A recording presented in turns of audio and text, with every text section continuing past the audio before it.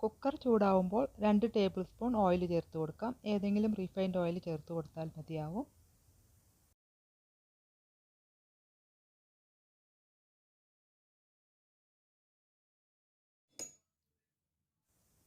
എണ്ണ ചൂടായി വരുമ്പോൾ നമുക്കതിലേക്ക് 1/2 ടീസ്പൂൺ നല്ല ജീരകം ചേർത്ത് കൊടുക്കാം. കുമിൻ സീഡ്, പൊടിയായി അരിഞ്ഞ വെളുത്തുള്ളിയും ഇഞ്ചിയും ചേർത്ത് കൊടുത്തിട്ടുണ്ട്. 2 പച്ചമുളക് ചേർത്ത് കൊടുക്കാം.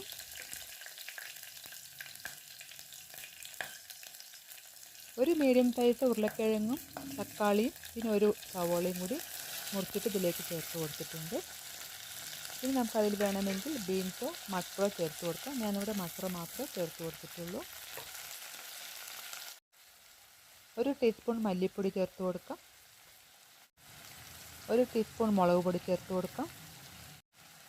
1/2 ടീസ്പൂൺ മഞ്ഞൾപ്പൊടി ചേർത്ത് കൊടുക്കാം. 1/2 ടീസ്പൂൺ ഉപ്പ് കൂടെ ചേർത്ത് കൊടുത്തിട്ടുണ്ട്. എല്ലാം കൂടെ നന്നായിട്ടൊന്ന് മിക്സ് ആക്കി കൊടുക്കാം. ഇപ്പം ഞാൻ ലോ ഫ്ലെയിമിൽ തന്നെയാണ് ഇട്ടിട്ടുള്ളത്.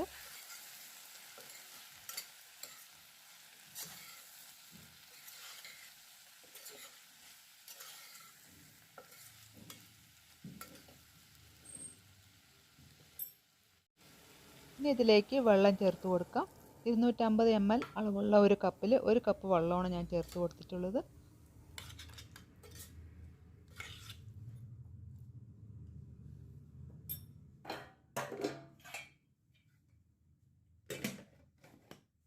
മീഡിയം ഫ്ലെയിമിലിട്ടിട്ട് 2-3 വിസിൽ വരുന്നവരെ നമുക്കിതിനെ വേവിച്ചെടുക്കാം.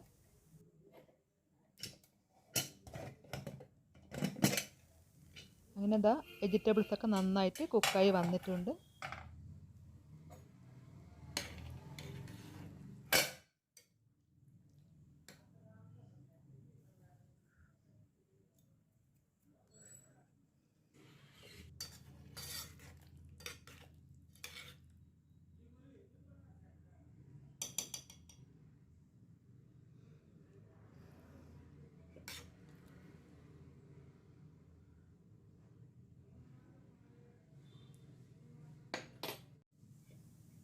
ഇനി നമുക്ക് വെജിറ്റബിൾസിനെ ചെറുതായിട്ടൊന്ന് ഉടച്ചു കൊടുക്കാം.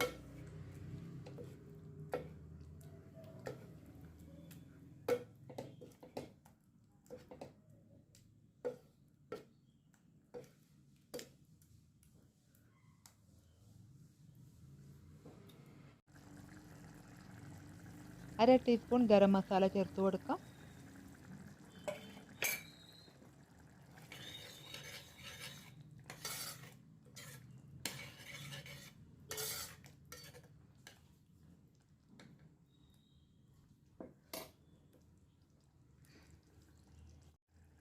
കുറച്ച് കസൂരി മേത്തി പൊടിച്ചിട്ട് ഇതുപോലെ അങ്ങ് ഇട്ട് കൊടുക്കാം. നല്ലൊരു മണം കിട്ടും കേട്ടോ.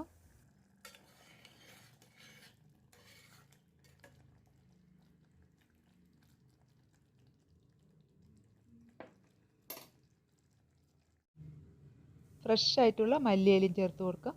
അങ്ങനെ നമ്മളുടെ സിമ്പിൾ വെജിറ്റബിൾ കറി ഇവിടെ റെഡി ആയിട്ടുണ്ട്. പൂരിൻ്റെ കൂടെയും ചപ്പാത്തിൻ്റെ കൂടെയും അതുപോലെ തന്നെ റൈസിൻ്റെ കൂടെയും ഒക്കെ കഴിക്കാൻ പറ്റിയ നല്ല സിമ്പിളായിട്ടുള്ളൊരു വെജ് കറിയാണിത്. എല്ലാവരും ഒന്ന് ട്രൈ ചെയ്ത് നോക്കുക. വീഡിയോ ഇഷ്ടപ്പെട്ടാൽ ലൈക്ക് ചെയ്യുക. അടുത്ത പുതിയൊരു വീഡിയോ ആയിട്ട് വീണ്ടും വരാം. Thank you.